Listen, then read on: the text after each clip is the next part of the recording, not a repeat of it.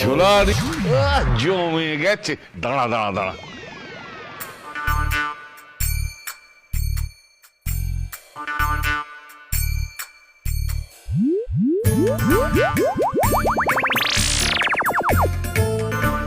Hello, Govinda, আমি দাদু বলছি।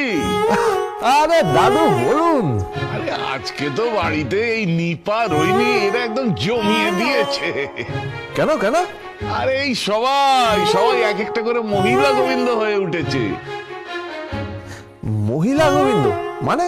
হ্যাঁ কি বলছেন দাদু? হ্যাঁ, এই রান্না করা বাটনা বাটা থেকে শুরু করে এই সব করে দিয়েছে আমাকে, মানে এমনকি কি? আরে ওই দড়িও পরিয়ে দিয়েছে। দড়ি? কিসে? আমার আন্ডারওয়্যারের। ও দাদু